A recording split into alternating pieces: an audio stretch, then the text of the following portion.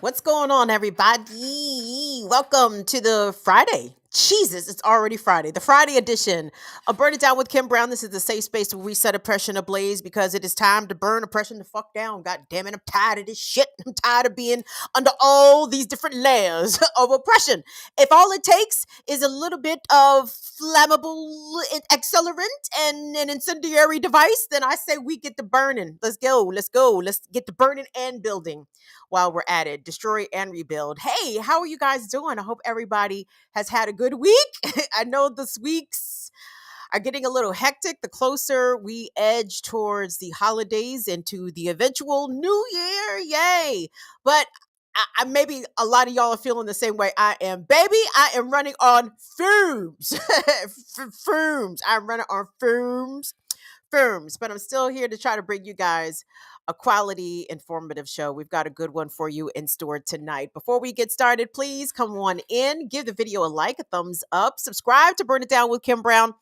Hey, we might get to 3,500 subscribers by the end of the year, everybody. So help spread the word. Tell a friend to tell a friend, bitch, that we out here in these YouTube streets. And YouTube might be being a little hoe out here for real, throttling voices and political perspectives such as mine, such as all of our homies on the YouTube streets that we fuck with. Anyway, long story. No, I don't feel like that. I do not feel like talking about it. But there are lots of things I do want to talk about. But please be sure to follow the channel places around the internet at BIDWKB, Instagram, Facebook, at Burn It Down KB, on Twitter. We're on Twitch as well. Burn It Down. My girl, DD Northern Witch, is a mod over there on Twitch and all the other shit. I really want to get into the show. But of course, I got to say what's up to my folks. Then, what's up, Spin Cycle Dragon? Peace, Latif. Shout out to the mods. We got mod love. Big up to my girl, Courtney, the Stallion. Girl, we talk about the other Stallion today. My girl, Megan. Hey, Shirley, I'm glad to see you in here. Holly Horn. Is that my written voice? Come on in. Thank you so much for showing up. My niece, Valley Girls, is here. Wendy's in here. I'm so very pleased. John Kemper. Hello, John. Thank you big time for coming through. Skirt, skirt, skirt. I keep seeing everybody. I keep seeing to say, if we got how many people we got in here? It don't matter if I got okay. If we got a lot, if we got a little, it's still a party regardless. Peace, Swery Ferry. Thank you so much for coming through, baby. Yeah, so we got our folks in here checking in. Everybody come through. Give the video a like, a thumbs up on your way in the door. So a couple things I want to get into. Towards the end of the show, thank you so much to DJ Vesper X for tagging me on a number of stories. We're going to follow up with something that we covered this week on the Remix Morning Show on Black Power Media, and that is the Stop Cop City actions that have been going on in Atlanta, of which our comrade Kamal Franklin of the Community Movement Builders has been a part of. And on BPM, we talked about, because they had a press conference the other day and Kamal was present. And we only looked at really a small clip of what the local Atlanta news covered, but there were local news grassroots journalists there who covered the press conference. And some of the speakers really dropped some jewels. They really was dropping bows on the fucking cops in Atlanta and the whole system down there. So I want us to really take a listen to what the activists, the organizers, and the forest defenders are having to say about what is moving forward with the Cop City project in Atlanta. It is not only a racial justice issue, this is an environmental justice issue. They want to cut down over about 100 acres worth of forest in an urban place that is a heat center. Madness. And some of the speakers at the press conference bring up that exact point and bring up some other aspects that could be harmful environmentally to the surrounding community, in addition to a fucking munitions ground for the goddamn cops to come and blow shit up and train to shoot and kill Black and brown folks. So we'll get into that. But obviously, the first story I have to begin with, everybody, is the state of California versus Daystar Peterson. This is the trial happening this week in LA regarding rapper Tory Lanez allegedly shooting rapper Megan Thee Stallion. Now, the reason I say allegedly is because I'm trained as a journalist and I'm supposed to say allegedly. Do I think that motherfucker shot Megan? Absolutely. There's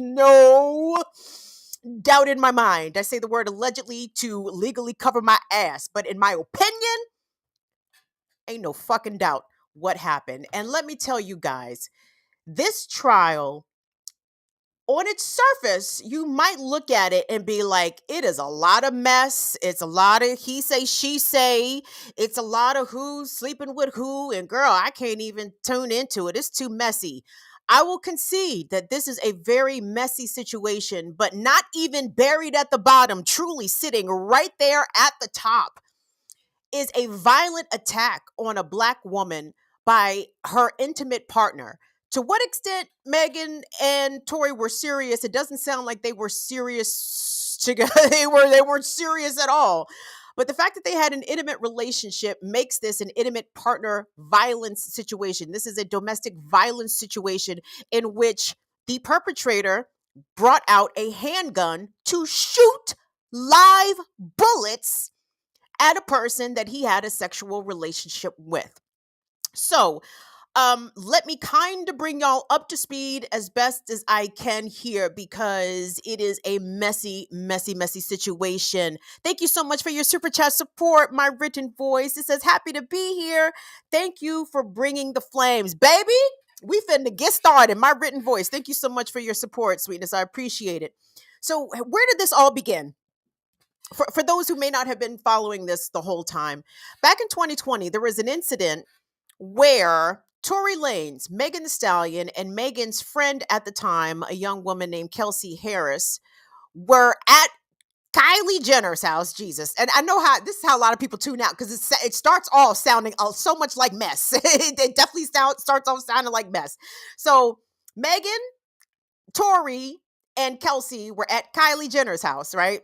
When allegedly it was revealed that Tory Lanez is community dick. Now, what do I mean about community dick? I mean that everybody is fucking Tory Lanez, apparently, which is it's very confusing to me. I look at him like, him? That nigga? Okay, girls. Okay. But Megan was apparently having a sexual relationship with him. Kelsey was apparently having a sexual relationship with him. And Kylie Jenner allegedly was having a sexual relationship with him. And apparently, all three girls, in some form or fashion, were also passing around NBA player Ben Simmons. I mean, community peen and puss flying everywhere. Everybody's for everybody in Hollywood, apparently. My God. But I'm confused as to why the girls got mad. So anyway, apparently Megan got huffy at the party. Kylie put everybody out. And Megan, Kelsey, and Tory Lanez left together in Tory's SUV. There were 4 people total in the car, the 3 I just named, plus Tory Lanez' driver. At some point, an exchange allegedly happened between Megan Thee Stallion and her friend Kelsey because it came out in the car that Megan had been sleeping with Tory Lanez, which she had previously denied in an interview with Gayle King. We're going to see that clip in just a moment. So Megan got out of the vehicle, and at that point is when Tory Lanez apparently brought out his handgun and shot at her, striking her in the feet. When the police arrived on the scene, Megan initially said that she had been injured a different way. She said that she had somehow become injured in her feet via stepping on broken glass, whatever. She was taken away via ambulance. When she arrived at the hospital, it was then, after she was being checked out, that the doctors could clearly see that's not glass. It's not glass in your feet, baby. Them's is bullets. Of which Megan had to have surgery. She had spent weeks recuperating. She was unable to walk for some time. Still a very painful physical incident for her. She claims to still be suffering from nerve damage as a result of being shot in her foot. Okay? But what everybody is seizing upon, a lot of people anyway, are seizing upon the mess, right? Because it is mess. And because Megan had initially denied having a sexual relationship with Tory Lanez, that somehow has cast aspersions upon her entire story. Okay. And I'm going to get into a little into this bit by bit. But the first thing I want us to look at I just want you guys to peep the way that motherfuckers is already moving. If you haven't seen the dialogue and the conversations on social media around this, maybe don't tune into that because it's gonna put you in a not happy space, right? But take a listen at this clip of Megan this week walking into the courthouse and the heckling that she received. Let's take a look at that. Hey, Megan, why you lying on that boy? Why you lying Is on it the that truth boy? or a lie? Look good in that purple.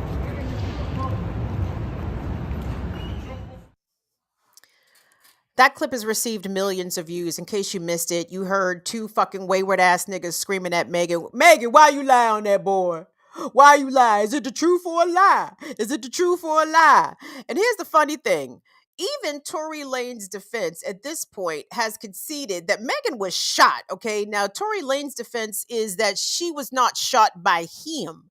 Right. So what is the lie exactly? Because for 2 years now, since this incident first happened, social media, basically Instagram, people on Twitter, whatever, have been dragging Megan, just flat out trying to discredit her, calling her a liar, saying that she had never even been shot, which at some point Megan had taken to Instagram and tearfully proclaimed that yes, she was shot, yes, she had been injured, and yes, someone intentionally tried to harm her, right? Still, she has been disbelieved. And the disbelief, where the questions of her credibility to others, not to me, where questions of her credibility come, has to do with the alleged sexual relationship that she initially said that she did not have with Tory Lanez. And I want us to play the clip because, fuck, I'm biased as a bitch. I'm biased on a motherfucker out here. Let's not. I'm not even coming at you with any pretense of objectivity because I believe black women. When black women say they are assaulted or harmed or abused, I believe them until evidence disputes that. Until there's some sort of contradictory, undisputable evidence to dispute that. But up until then, I believe black women. You know why? Because black women are too widely disbelieved out here, okay? Bitches be lying. Motherfuckers will adhere to that bitches be lying philosophy to the goddamn grave. And I'm tired of it, okay? And I'm most tired of seeing it come from other women. But we'll get to that internalized patriarchy, to that internalized misogyny that a lot of chicks out here seem to be wanting to wave the banner for abusive ass fucking niggas. But okay, we're gonna get to that in a minute. But to acknowledge the fuck boys and girls take, because it's not completely invalid. Megan did lie, and she admitted to lying. But let's take out the lie. I want us to look at the clip from the CBS interview done by Gayle King with Megan Thee Stallion about this entire incident several months ago. Let's take a look at that. What was the nature of your relationship with Tory Lanez? Because he has led people to believe that it was a sexual relationship, that it was that you two were dating. What was the nature? We were not dating. We were really close. We were friends. We hung out like every day. And his mom passed too. So when I felt like we were bonding over that. Mm-hmm. And did you have an intimate relationship with him? Like sexual? Yeah. Megan, did you have a sexual relationship with Tory Lanez? Yes, that's my question. I didn't have a sexual relationship with Tory. So why do you think he's putting out the story that the two of you had a relationship and that you're making the whole thing up? I think that he is trying to deflect from the fact that he committed a crime. Trying to deflect from the fact that he committed a crime. So Megan has been contradicted by her own words. She got on the stand this week and admitted to having a sexual relationship with Tory. But hold on. Did you see a straight face queen though? did you see my sis lie with a fucking straight face? And girls and boys, for those of us who like the men's, raise your hand. If you have had to thrice deny that you have dealt with a particular penis, like, nah, who? No, I don't know. I don't even, who are you talking about? What's his name? He said he know me? Couldn't be.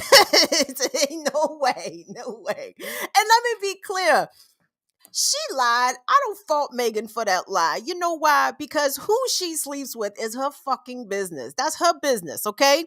It is not our business, okay? Now, some people want to say, in the context of these court proceedings, being truthful about everything is pivotal, right? And in the ways in which women are perceived to be truthful and or not truthful, yeah, it is pivotal. But here's the problem. When women come forward and disclose and reveal that they have been abused in some way, domestic violence, sexual assault, or in this case, Megan was attacked with a gun by someone that she had been intimate with. Women are always expected to be the perfect victims, right? They can't be flawed at all. They can't have no skeletons in their closet. They can have never lied about anything ever in their life, lest they be disbelieved about this very traumatic incident that happened to them. This expectation that women always have to be perfect, and the fact that there has been so much slut shaming that has accompanied this gotcha Meg, got this gotcha moment for Megan Thee Stallion. It is mind boggling. Okay, to quote Will Ferrell, it is not mind boggling. It is mind boggling. Mind boggling. And I don't remember Megan ever coming out saying that she had been saving herself a marriage or that she was some pristine girl without a lot of sexual experience. Megan never said that ever.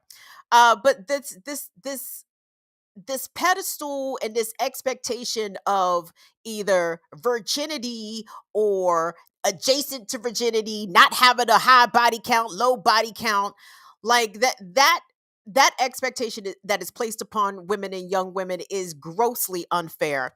And it is very unfair, and it's being weaponized against Megan because part of her persona is autonomy over her body, her sexuality, who she chooses to deal with, etc. I'm actually quite the fan of Megan's lyrics. Now, ask me to repeat some rhymes. I can't do that. I can't do that. But yo, if I was 25, dog, I'd be bumping Megan shit everywhere, dog. Seriously, because I like it. Like if I was still 25, Megan would be who the fuck would be my go-to without question about that.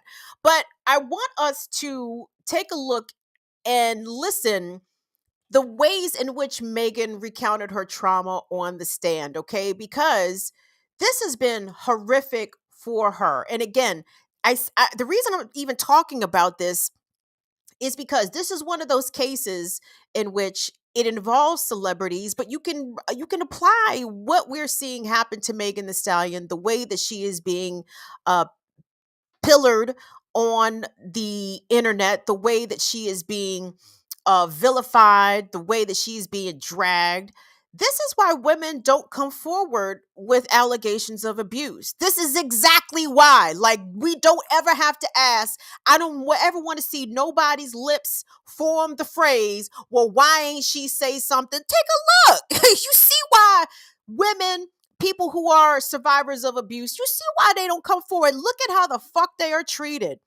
Look at how the fuck they are disbelieved. Look at how the fuck they are dragged. Why would anybody intentionally want to subject themselves to this? What is the upside for Megan Thee Stallion in this whole scenario? But hold on, let me back up. So I want us to take a look at a clip from ABC News. Maybe one of you guys know the reason. How come I'm not seeing like actual footage from this trial? I see the court sketches and drawings, but I'm not seeing like Nancy Grace cameras in the courtroom. I wish we could see the footage, but regardless. So anyway, ABC News has a correspondent covering the trial, and they recounted what Megan said on the stand when she was called to testify this week. Let's take a look at that. It's how she said it. She was really emotional in court today. She said, this story is not just about a shooting. This story is about who I had sex with. You remember yesterday, the defense, they were really pitting her against her friend, talking about the fact that they shared intimate partners, multiple intimate partners. She said in court today, I had just done a song with Beyonce. I did something of my dreams, and I was shot at. And she said, they're calling this the Megan Thee Stallion trial. I am not on trial. I wish he would have killed me. If I knew I would have to go through this torture, I wish he would have killed me. She did say a lot that was very, very important, aside from just some of the really emotional things that she said. She dropped some bombshells. She says that Tory offered her $1 million to keep quiet, that he said, please don't say anything. And that he told her, I was already caught with a gun. I'm on probation. She says he was not worried about her at all. Wow, really dramatic testimony there. And what did Tory's attorney tell you that their goal was for the cross-examination today? You know what, I asked him right before lunch. I said, so what's your goal? What do you hope to accomplish today? He said, we're going to show how she lies. And you could certainly tell sitting in that courtroom that that was their goal. The attorney said, the defense attorney said, you lied on national TV. Megan said, yes. He said, you lied to Detective Stogman. She said, yes. He said, you lied about having an intimate relationship with Tory. She said, yes. Look, we know that she has not been truthful about her intimate relationship with Tory. She now says that they did have an intimate relationship. I wish he would have killed me. If I'd known that I was going to go through this torture, I wish he would have killed me. I hope you guys really heard those words. I hope you hear those words, and I hope those words truly land with you. That this young woman, this beautiful, accomplished, very talented young lady who was the target of an attack by her intimate partner, said that she wished that he just would have killed her. And maybe more people would have believed. Maybe more people would have believed had she actually died, right? If he'd have been successful in murdering her with gunfire, because even though he was aiming at her feet, bullets ricochet, people can't aim in the first goddamn place, he could have very easily killed her. And Megan says, I wish he would have killed me, because if I'd have known I was going through this torture, I wish he would have killed me. Listen to that, please. Listen to that. This young girl is not being protected out here. But let me go back to the other thing that the reporter covered regarding Tory Lanez's defense. Again, they're not disputing that Megan was shot. What they're trying to say is that Megan's friend Kelsey shot her instead. Well, pardon me, her former friend Kelsey. They are no longer friends since they want to fight over community dick, but okay. But okay, girls. Okay, that's it. That's that young girl shit. Ain't no fucking way. But anyway, I'm sorry, I'm getting distracted. So anyway, hold on. So circling back to what the reporter saying about Tory Lanez's defense, trying to establish that Megan is a liar. Well, she may have lied about the nature of their intimate relationship. She may have lied to Gayle King on national television. She may have lied to the police in the instant, and Megan actually gave reasons as to why on the scene she gave police a false accounting, because she said even having been attacked by this man, she was still trying to protect him from the police. Tory Lanez is, I believe, a convicted felon. He's not supposed to have guns. What the fuck is he even doing here? Why is Canada keep importing these goddamn wayward ass niggas? The nigga that beat up Paul Pelosi was Canadian. And here come this motherfucker from Canada. Goddamn, Toronto, come collect your niggas. These Torontonians is down here causing chaos. I don't know if the first nigga, the guy who beat up Paul Pelosi, I don't know if he's from Toronto. Regardless, the Canadians is down here wilding the fuck out. Something needs to be done. U.S. is all worried about the Mexicans. Nigga, collect these fucking Canadians. These Canadians is out here. Chaos agents, for God's sakes. So let me get into something about Kelsey real quick. And again, I feel odd recapping this in this way because, again, I get it. It sounds like mess. But please, like, this is the problem. So many times, situations in which Black women are violated can aesthetically, superficially come across as very messy, to the point where people will roll their eyes, be like, oh God, what these motherfuckers done did. You know, I know some people, like, for example, what the allegations against T.I. and Tiny, for example, the numerous sexual assault allegations against T.I. and Tiny, you know, somebody recounted to me that when they first saw it, they were like, oh Lord, they on some freak shit. And they just didn't pay attention to it, right? I'm like, no. You cannot just simply read the headline and dismiss it, because usually it is a Black woman that is the victim here, is a Black woman that is the one that has been the target of the abuse. So you have to and should pay attention to this, because really it's representative of what many Black women and brown women and black and brown women, but I am a black woman. I'm speaking on black women shit here. Like, this is what a lot of us go through. A lot of us go through this, being either disbelieved and or slut shamed during the disbelief and the derision, right? Or trying to figure out the reasons in which we deserve to be harmed and attacked. But let me circle back to Kelsey real quick, because Kelsey's Megan's former friend, former best friend, and young girls. I don't think we got any young girls watching this show, but girls, no. If the man is serving up community penis, let him. But that's not some shit that you fight over. Not your homegirl. Come on. You don't fight your homegirl over some community dick, please. And my God, ladies, can he at least be fine?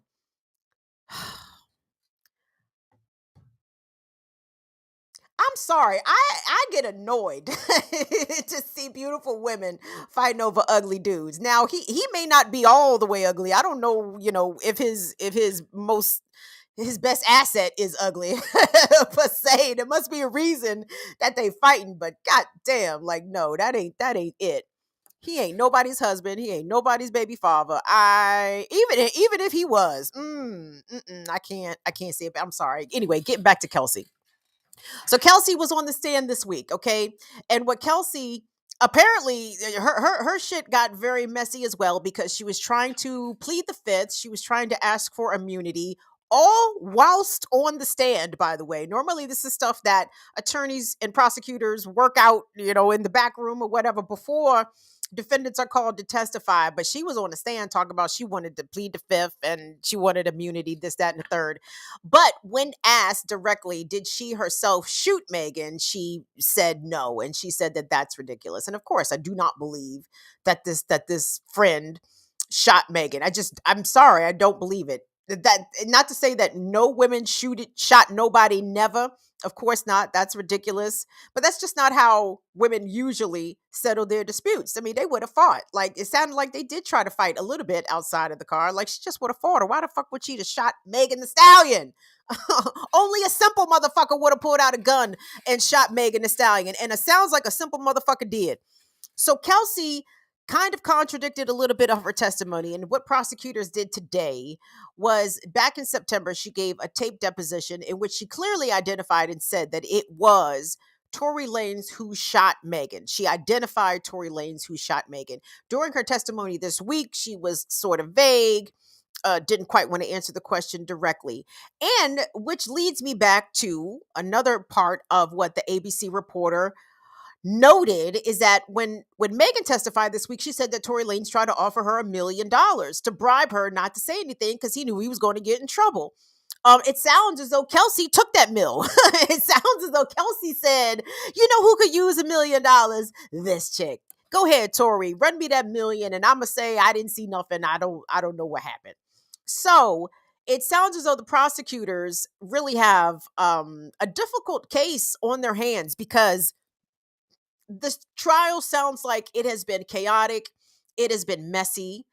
But at the end of the day, regardless of what Megan is supposed to have lied about, she didn't lie about them bullets in her feet. At the end of the day, she did not lie about them bullets in her feet. Someone took a gun, pointed it at her, and squeezed the trigger, okay? For those of us who handle guns, who are familiar with guns, what is the first rule about gun handling that they tell you? You don't ever point a weapon, a firearm, loaded or unloaded, at anything that you are not intending to shoot, okay? So if you're pointing a gun, you should expect the gun to go off, right? Or you should be prepared for the possibility that the gun will go off.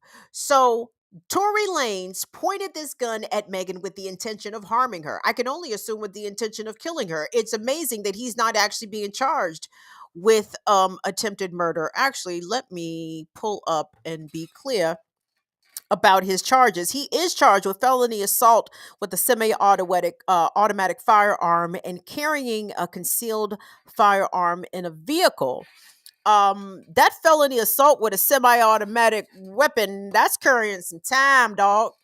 and they might make him do that time before they deport him back to Canada, which he should be going the fuck back to anyway. You know what? We'll get there in a second. It was in the rear, we deport them. We deport them. I don't think Sean Paul was singing that about Canadians. But regardless, I am not clear on what the outcome is going to be here, everybody. Just as what happens with Black women who are not famous, who do not have privilege of celebrity and maybe a little bit of money. The outcome here is not guaranteed. It's not guaranteed that the person that intentionally tried to harm Megan Thee Stallion will be held accountable in a court of law for trying to harm her, because, there's just not a lot of sympathy for Black women survivors. It just isn't. And that's why sometimes I go out of my way to over fucking do it on behalf of Black women. And be clear, I'm not rooting for everybody Black, because everybody's not my, I'm not in class allegiance with every fucking body, but I'm going up for this young lady. And I'm going to tell you why. Because number one, she's young. Number two, I see a bit of my younger self in Megan, in the sense that I look at her and I see how unprotected she is. Megan has lost both of her parents. She's lost her grandmother. Everyone that was close familially to her is no longer here. Who is out here taking up for her? Who? Really, who is here to protect her? Who? And even though I don't know her personally, I will stand in solidarity with her as a Black woman, also as an abuse survivor. I believe what she said happened. I believe that I don't have a problem with her lying about hitting that community dick. Like, I do not have a problem with that lie, because I just see the slut. You just see how the slut shaming just come on out so easily. Oh, she was out here howling. And that's the other thing. Young girls. If y'all gonna pass these boys around, at least, especially if you're gonna be rich, if y'all gonna be famous, Megan, Kelsey, and Kylie Jenner, can y'all pick some bigger niggas to pass around besides Tory Lanez and Ben Simmons? I mean, seriously. I can't roll out who I think that they should have, been passing around, but I'm sorry. And to be beefing over these particular penises, girls, I need y'all to think better of yourselves. Y'all are bad bitches out here, okay? Bad bitches. Stop fucking lowering yourself for these fucking gremlins. Like, knock it off, girls. And don't fight over the community dick. That's it's not necessary, because he for the streets. Let him be for the streets. Let him be out in everybody bed, whatever. Clearly, Will and I were talking about this beforehand. Clearly, ain't nobody out there in this whole sordid situation giving up the best, the best booty out here, because ain't nobody trying to keep it around. Everybody's like, okay, now it's Kylie's turn. Now it's Kelsey's turn. Now it's Megan's turn, right? Everybody get a turn. And yes, I am slut shaming these dudes, because guess what? The patriarchy is not harmed or dented in the slightest when I try to turn the patriarchy around and make it go in the other direction. It don't land the same way, just like reverse racism. That's why I say this shit, because I know that actually, men are not impacted by me slut shaming them or body shaming them, et cetera, not in any major way, not in any systemic way. So there's that. Alicia, thank you so much for your membership re-uppiness. Thank you. And who else ran us some bucks? Thank you so much, Big Cat's Corner. Isn't it kind of straightforward? She didn't shoot herself in the damn foot.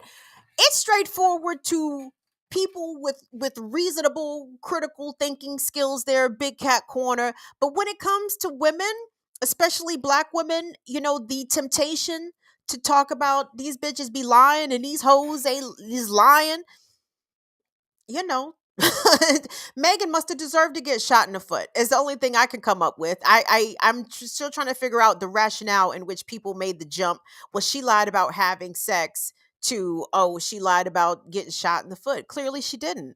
And it sounds like even a preposterous thing for even someone to try to make up when it's so easily disprovable. But clearly people want to suspend reality and do anything that they can to make sure that a Black woman is put in her place, right?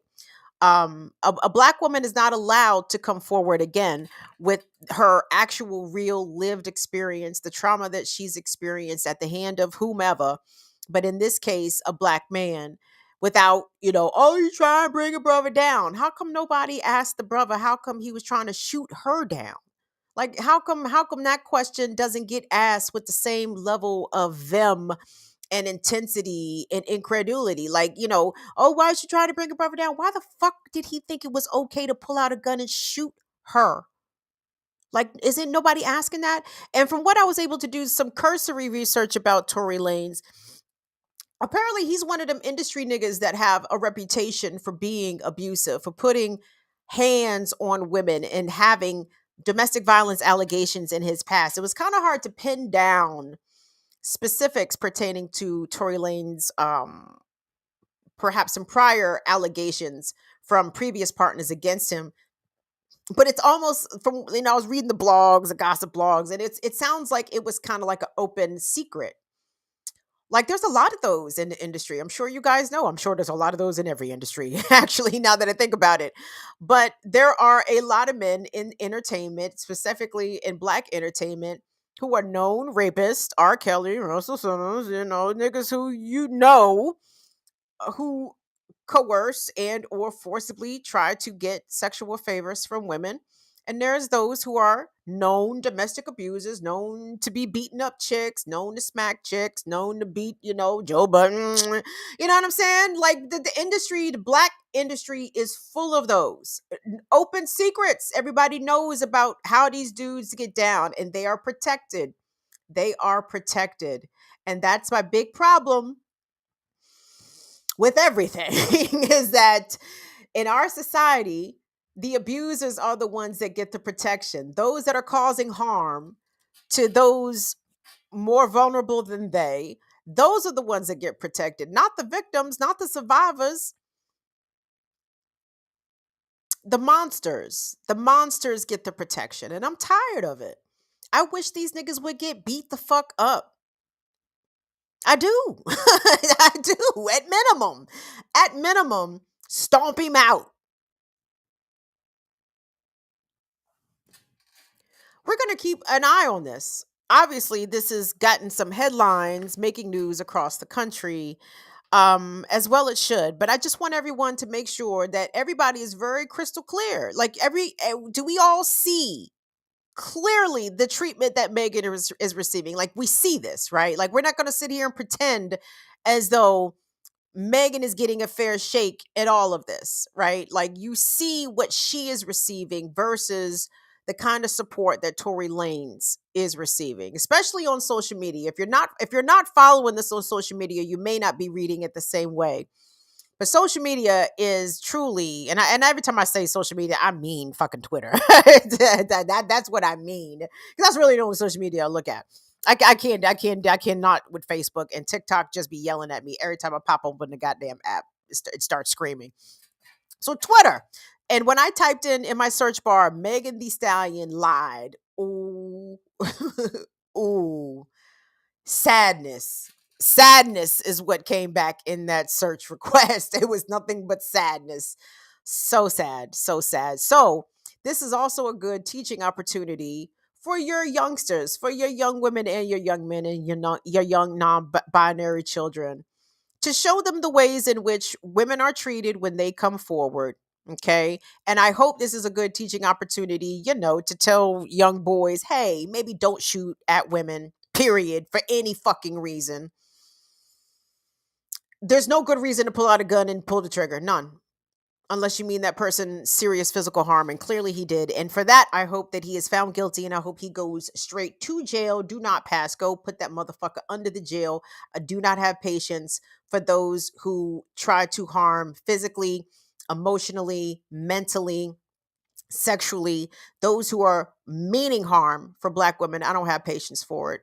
If we still keeping the jails open until we abolish the system, put that motherfucker under the fucking jail. Please and thank you. Do me a favor, guys. God damn, I'm sorry. I didn't mean to run off at the mouth about that for that long. But I'm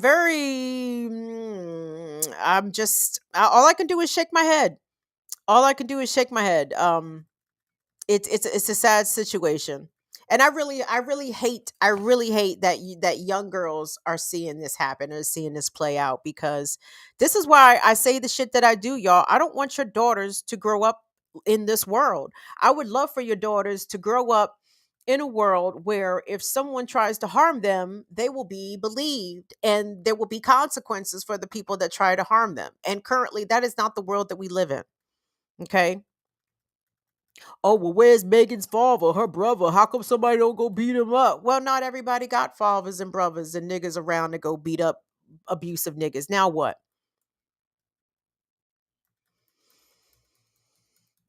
Anyway, now I'm grumpy. let me degrump myself here for a moment because we have got some good community news. Well, let me rephrase. Maybe good is overselling it just a bit. But the resistance is there. And we're talking about what's happening in Atlanta, Georgia, with the ongoing attempted construction of this Cop City, what activists and organizers are calling Cop City, which is a $90 million. Is that the right price tag, gang? Chat, correct me if I have misstated that, but I believe the price tag is $90 million for a brand new sprawling campus for Atlanta police to train, I believe for the feds to come train. It's going to be an open training ground in the middle of Atlanta, right? The problem is there is a sprawling urban canopy in the way, okay? Lots of trees, an old growth forest that is home to, wildlife and shit. And as Atlanta continues to grow as a dense population center, the existence of this forest remains pretty critical to helping to offset some of the environmental factors that can make climate change worse or make it be felt and experienced worse for the residents there. The trees absorb heat in the summer, the trees are there to absorb excess rainwaters and potential floodwaters. I mean, the forest has a purpose, okay? The forest has never been an impediment to people being able to live around it. But the problem is that there have been arrests made this week for the Atlanta Forest Defenders. There have had people there maintaining a persistent vigil, so to speak, and a presence in the forest, occupying the trees, becoming tree sitters, and making it so that contractors and construction crews cannot just come and tear down the trees and cut down the trees while there's people occupying those trees. So it was this week that 5 organizers from the Atlanta Forest Defenders were themselves arrested, I believe, by DeKalb County District Attorney and charged with domestic terrorism. Domestic terrorism. Big up to our Black Power Media comrade, Kamal K. Franklin, who is executive director. Like, is Kamal the HNIC? is that on his business card? HNIC? No, I know it's not that kind of group, but the HNIC and the CMB, the Cash Money Brothers. Like, I'm just kidding, Kamal. The community movement builders down there in Atlanta, along with a lot of other different organizations, have been trying to stop Cop City, stop the building of this Cop City. When the city council, the Atlanta City Council, first went to vote on it, they showed up and made it clear that the people did not want this, and the people still do not want this, but yet the city of Atlanta, the Atlanta Police Foundation, they continue to move forward, and now they have, in fact, ratcheted up the attacks on protesters. So there was a press conference this week, and we talked a little bit about this on Black Power Media on the remix. And Kamal, and I encourage you to go back. Fuck, what was that? Today's Wednesday. Wednesday's the Remix Morning Show. I think, was it Thursday? God damn it. I don't know what day. Just watch all 3 shows. How about that? Watch Tuesday, Wednesday, and Thursday this week of the Remix Morning Show on Black Power Media, and you'll see Kamal gave a more of an in-depth explainer. But I wanted us to hear, actually, what was said at the press conference. And thank you so much to Vesper. Thank you. Vesper was tagging me like crazy on these clips. And I said, oh, these are good clips. Thank you, Vesper. And let me give credit before we run these clips to journalist Nolan, who shot these clips, and also credit to the Atlanta Community Press Collective And shout out to Nolan H. Uber Rhodes. I'm sorry, Nolan, but Nolan is an independent journalist there in Atlanta and does work with the Atlanta Community Press Collective. And these are their videos from this press conference. And guys, listen to this shit. How long is this, Will? Is this 6 minutes? It's quality. Now, y'all know I don't never subject y'all to 5 or 6 for 4 minutes, 7 minutes of nothing if it's not like quality, good shit. How long is this, Will? It doesn't matter how long it is. Actually, Will, never mind. Don't tell me. It's going to be a surprise for everybody. It's going to be a surprise for everybody. So we're actually going to hear from a couple different folks. The first gentleman, my deepest apologies. I do not know who this is speaking. And if you guys know who it is speaking, you guys can feel free to pipe up and say that you know who it is. So, but the sister we're going to see, who's going to be the second speaker, is Jasmine from the Community Movement Builders. We know who Community Movement Builders are. And the last group is from, I believe, the Atlanta Bail Fund. So let's take a look at these clips shot by Nolan. Big up to the Atlanta Community Free Press Collective. The Atlanta Bail Fund has been documenting the police escalation tactics since this movement began. So let's start with listening to the speakers. Yo, guys, this is very good. Listen to this shit because they drop some gems on us. Let's go, Will. The same city who could not have the will to fix the sewage system, where every time it rains more than 1/4 of an inch in DeKalb County, you have a flood of sewage that goes into the South River. Now they're planning on flattening the forest that soaks up the water. What do you think is going to happen to our water supply? Do not let them convince you that they care about our lives when every single thing that they're doing shows us the exact opposite. Now, as you can see, the police have mobilized like never before to stop our protest in this press conference. I had to take a 30-minute detour to walk around here because they blocked off where we were initially going to have it. Now, despite everything that they've said about the police needing more funding, everything that they've said about the fears of defunding the police, we have all sorts of weapons, equipment, Bearcats, and I don't even know what kind of vehicles these are in Gresham Park right now. I've never seen police mobilize like this. I've never seen the city mobilize like this to shut down public, peaceful protest as they have today. This is pathetic. And we are asking for more, and we are saying stop Cop City. If you can't find the funding for people to be housed, for people to have the basic necessities, then this is a sham. These people do not care about you. They are simply protecting their interests. These police work as private security for private interests. Cut it now.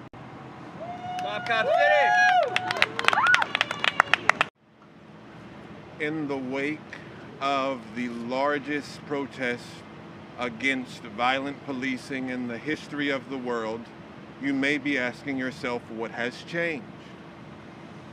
The police officers who were caught on camera brutalizing AUC students have their jobs, so that has not changed.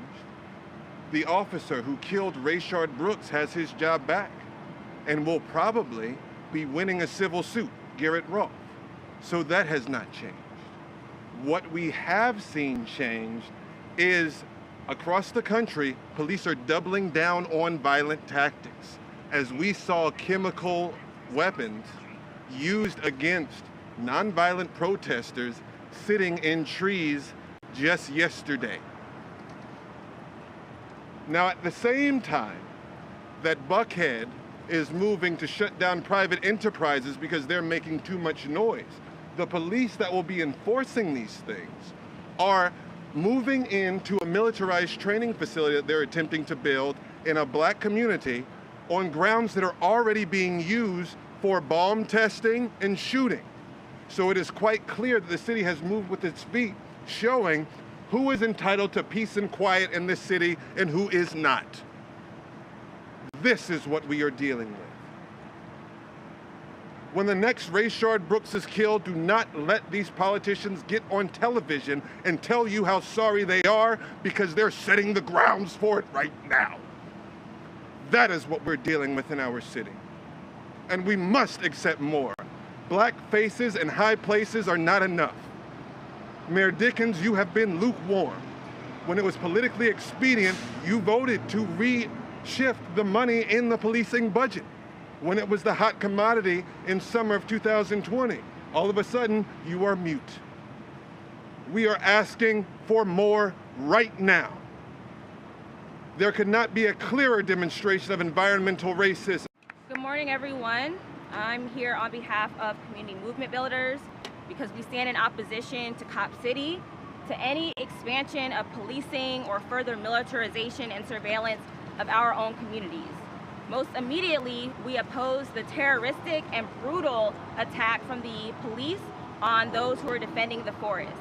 As you all know, I think at least 5 people were arrested, 2 were forcibly removed from their tree sits at gunpoint, and many more were tortured with chemical weapons, right? This is just a fraction of what our communities will experience if Cop City is built, right? We recognize that Cop City is not being constructed so that the police can learn tactics to go after the corporations that are polluting our neighborhoods, or practicing wage theft against low-wage workers, or go against the developers that are exploiting our communities and literally forcing people out of their homes due to rising rents and property taxes.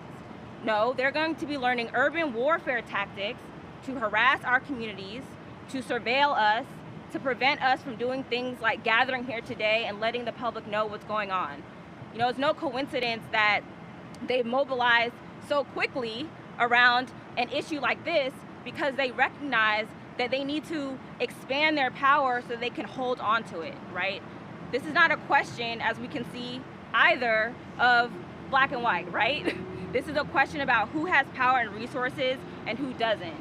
As previous speakers have mentioned, it doesn't matter that we have a black city council people or black mayors, right? These are the same people who are shoving through legislation that people in Atlanta overwhelmingly do not support. People are asking for affordable housing, paving the streets, right? Having sidewalks, better access to MARTA, and instead they are supporting a project, a $90 million project to construct the largest urban warfare training facility in this country.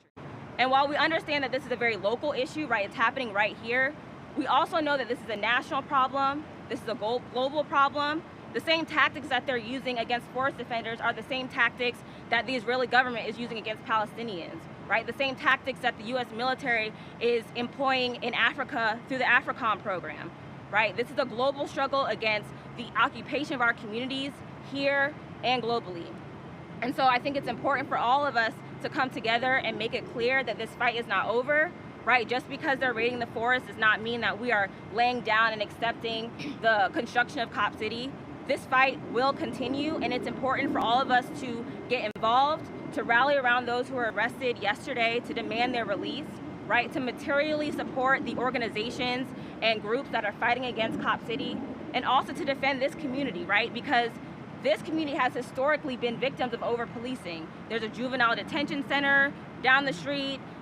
There's just a huge apparatus of policing in this community that they're experiencing even more of because the police have escalated their tactics against the fight to stop Cop City.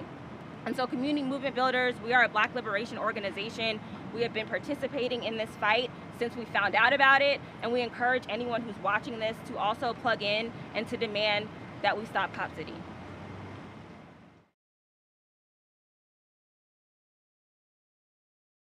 Very good. Very good. Thank you so much to Jasmine from Community Movement Builders and the first gentleman that spoke.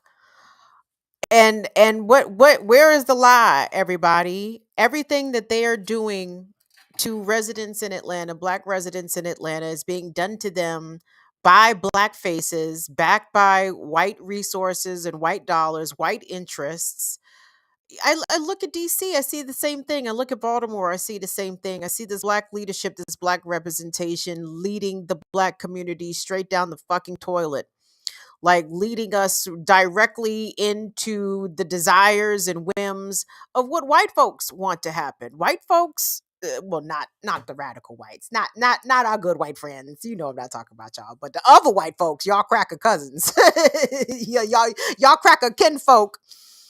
They don't give a shit if roads and streets and sidewalks are not paved, if the infrastructure is not good in Black Atlanta neighborhoods. They don't give a goddamn. What they want is that police academy to be constructed so the police can be redeployed in greater forces in our communities to keep our Black asses in line. That is the whole point.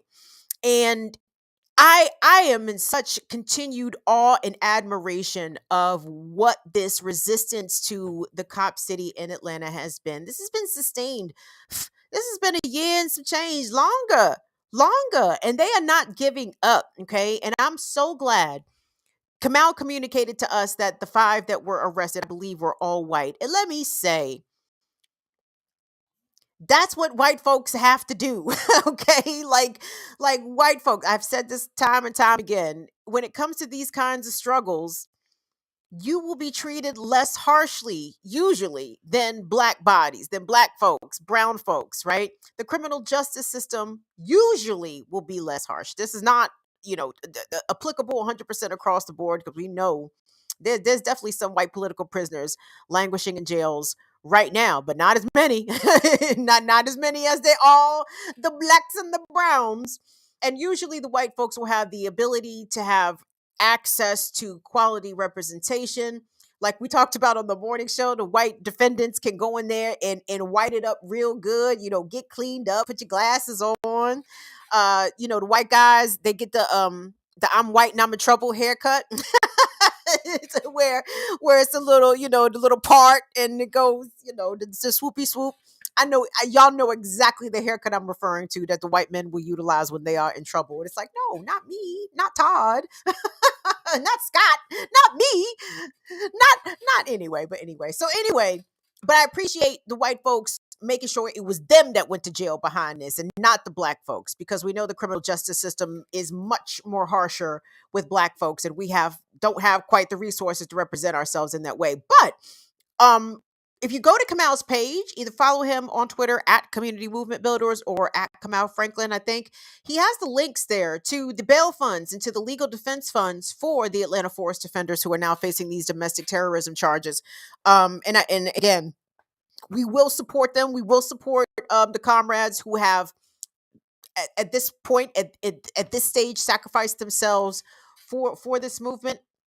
And yeah, and I appreciate them doing that, and I appreciate everybody. Thank you so much. It's Renee. That's how I have to say Renee. I have to say it like that. I can't just say, oh, it's Renee is here. No, I have to say Renee is here. What's up, NY? Come through. Renee says Kamal sat on a panel about Stop Cop City for me. Did he really? Good. Oh, is that why Kamal was in New York? Renee, it was for some stuff pertaining to you. It was fantastic. And we covered so much. No, Kamal's the truth out here. Light skinned and all. Despite the fact that he glows in the dark. No, Kamal's a G out here. Big time. Big time. He does remind me of Malcolm a lot. And you hear him and shit. He even kind of reminds us of young Malcolm, when young Malcolm used to be Detroit Red out here pimping. You heard Kamal trying to pimp the remixes for some donations this week. I said, dog, did you used to pimp back in Crown Heights, Kamal? Because you sound like you're well versed in the pimp terminology. But I'm getting off track here. But no, Renee, thank you so much for bringing that to my attention. Thank you so much for your super chat support as well. And of course, if there's a super chat with the F next to it, you know it's got to be Franny France. Is that Friday? Franny France, I knew it. Franny just ran us some bucks because she is a boss out here. Hashtag Stop Cop City. Flame emoji for Jasmine and Matthew. Is that who the cutie was, Franny? is that cutie named Matthew? Let me be quiet. But no, thank you so much for that, Franny France. Thank you so much for the support. But no, I don't know where I got this burst of optimism, and I talked about this a little bit on Status Quo. But for all of a sudden, I have a feeling that we're going to start winning. And I know the current situation does not appear as though winning is on the horizon, but I'm telling you, I wouldn't even share this. I don't even put on. I don't do that fake, we gonna win no matter what. I don't do that. Sometimes I feel we do be losing. I do feel as though we do be losing. But no, seriously, like I got something went off. Something has been activated in my brain, and I'm like, I think we're actually going to win. I think we're going to win. I think the Stop Cop City is actually going to be fucking stopped. Don't ask me why I think that, but I think it is. Because it doesn't make any goddamn sense why you would spend all of this money trying to build something new for the police at the expense of the environment. And I know capitalism doesn't give a goddamn about the environment. That is very clear and obvious to tell. But I don't know. I feel as though perhaps something, I won't say supernatural, but some divination may present itself. I don't know. I don't know. This is just my intuition. Vesper says I has good intuition, so I'm gonna go with that shit, Vesper. So Vesper, mark the date. I said it. I don't think this Cop City is gonna happen. I think the people that I'm going to end up getting that shut down. I believe that. So big up to the people that have continued to stand strong in defend of the forest. I implore the Sierra Club and its brand new HNIC, Ben Jealous.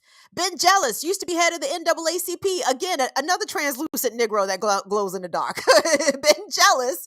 Hey, Ben Jealous, I need you to step on up right here for the Atlanta Forest Defenders and for this Atlanta Forest as the new head of the Sierra Club. Am I getting that right? Yeah, I think it is. He just got to be head of some mainstream environmental organization. And I said, Ben Jealous better run his yellow ass out there and start putting this organization front and center on behalf of some environmental issues that are affecting Black people. And this is a perfect one for Ben Jealous and the Sierra Club to get behind and support and defend the Atlanta forest for environmental reasons and for racial justice reasons. So there is that. Put the challenge out there.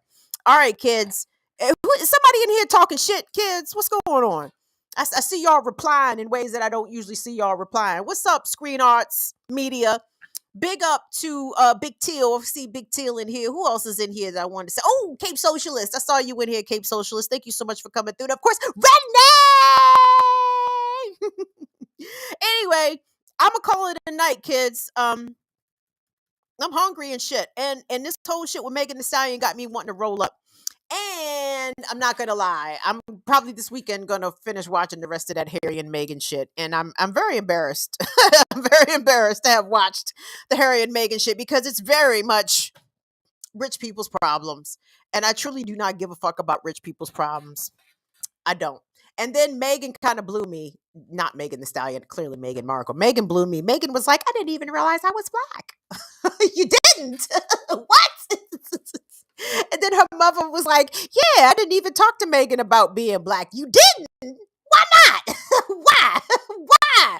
What is going on? So I'm hoping this part 2 will be a little bit more spicy than that part 1. Because that part 1, I said, y'all need to shush. Y'all need to be quiet.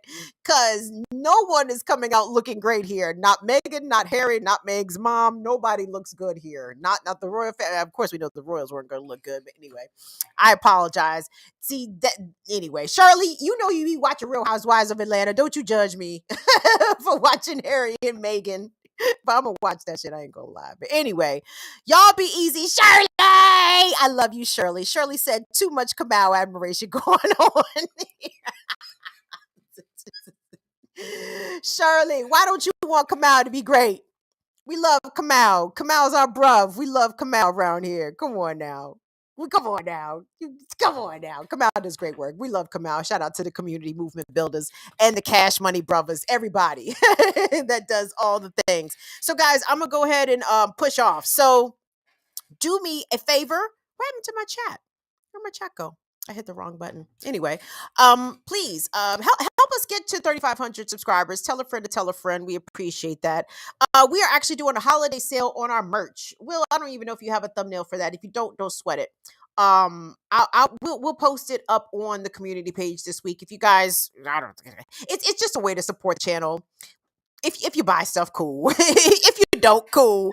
It's okay. But we are going to do 25% off of everything in our merch store for the holidays through, I guess, January 2nd. When's the last day of Kwanzaa? The New Year's Day?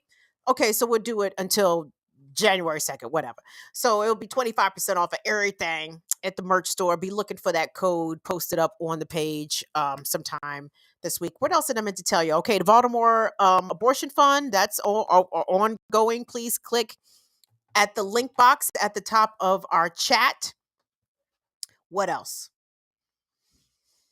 Watch Black Power Media. Subscribe to Black Power Media. Tune in to Status Quo News. Watch Status Quo News. COVID is out here jumping on people like shit. Okay? Like shit.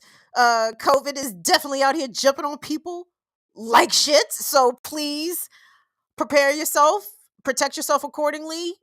Good mask, not the socks that y'all be putting around y'all faces.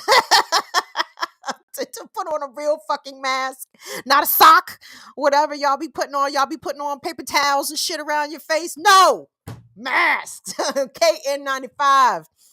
Get them FNLP, them FTTPSs, them HTTP masks. Colon // Get the HTTP mask, the real junk. So yeah, please be careful out here. Mask in indoor spaces, wash your hands, social distance. Do not fuck around. Don't play around with COVID. You don't want the COVID. If you've had the COVID, you don't want the COVID again. You do not want long COVID, everybody. This is some serious shit. Our government and our health professionals are not giving us the proper information. Shit has changed out here. It's some real shit. And we have to protect ourselves because all we got is us. So please protect yourself, protect the disabled and immunocompromised people that may be in your community. Protect your kids, man. The RSV is out here fucking up the kids too. So be easy out here, okay? On behalf of Will and Molly, y'all be easy. Thank you all so much, Fire Fam. I love you all to pieces. We'll see you back here on Tuesday. See y'all later. Bye-bye. Have a great weekend. That was it.